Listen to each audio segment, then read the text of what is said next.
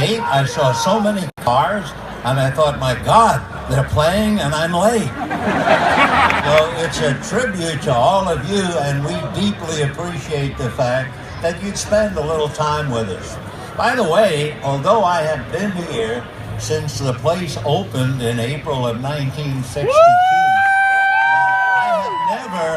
I have never been down near the visiting bullpen.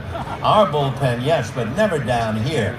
And if you can look way up where it says Dodger Stadium, and then you can see the radio and TV booths, you can understand to get from there down here to get back to there, it would be the third inning.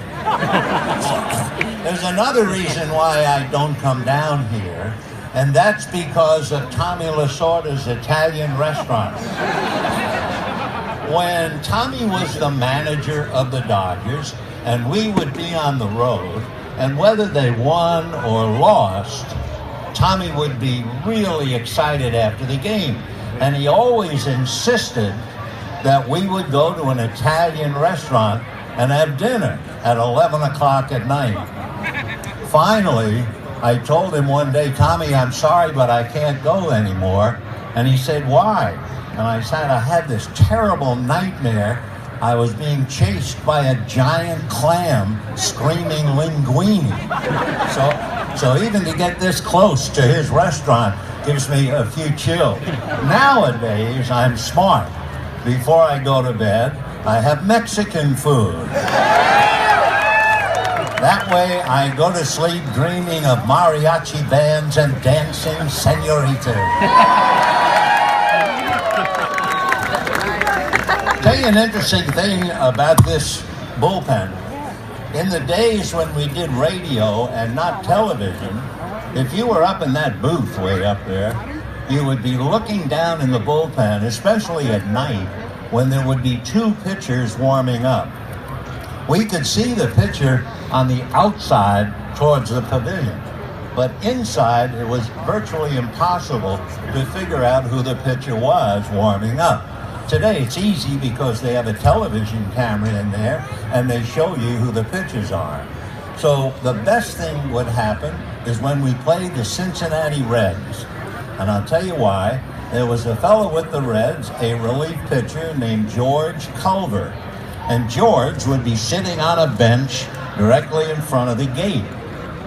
And we'd be looking down, and George brought a transistor radio into the bullpen.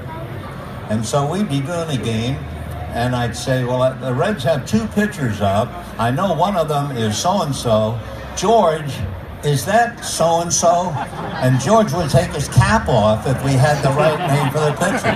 So these fellas not only come out of here to relieve the pitcher, in the old days, they used to really bail us out in their radio booth. One other thing, and I've always thought about this, let's just imagine there's a kid with a visiting team from a very small town, wherever it might be, wherever.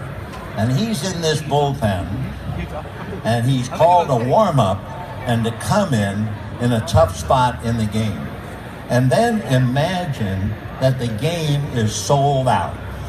So just turn a minute and look at the size of this ballpark.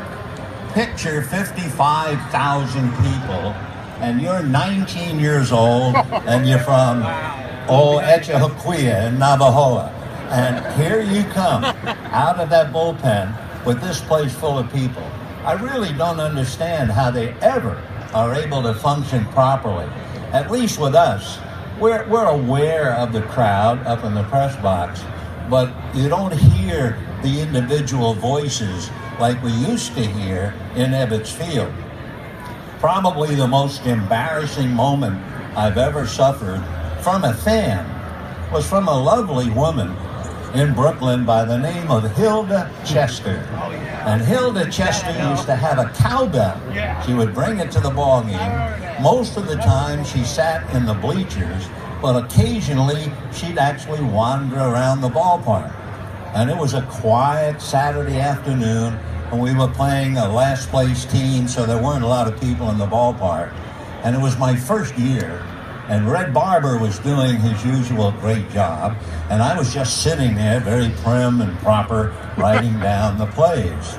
And all of a sudden I heard this deep, basso profundo voice of Hilda Chester. And she said, "Vin Scully, I love you." And the crowd laughed, and I kind of put my head down. I was very shy. And she said, "Look at me when I'm talking to you." So I promise, if you call to me, I will look at you at least. I'm also delighted to be looking at you, as this is the official beginning of the 2015 year. And believe me when I tell you that I am highly honored and deeply grateful to be here today. At my age, I'm deeply grateful to be anywhere. It's coming fast, isn't it? Before we know it, spring training followed by opening day. There was a book once written by a fine writer named Tom Boswell, and the headline of the book was, "Life Begins on Opening Day." And for many of us, I think that's a true statement.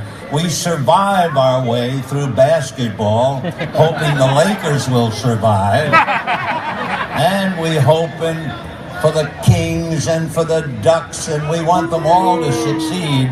But if you're a true fan, and especially if you're a Dodger fan, deep down inside you're saying, please, get out of the way. Get off the stage. Here come the Dodgers. Anyway, I just want you to know how delighted I am to see so many smiling faces, see so much Dodger blue, although it's not necessary to be a Dodger fan, but it's worth your life coming here if you're not. Well, we are thrilled to have you here today. Hope you enjoy yourself. You've heard enough of me for 60 years.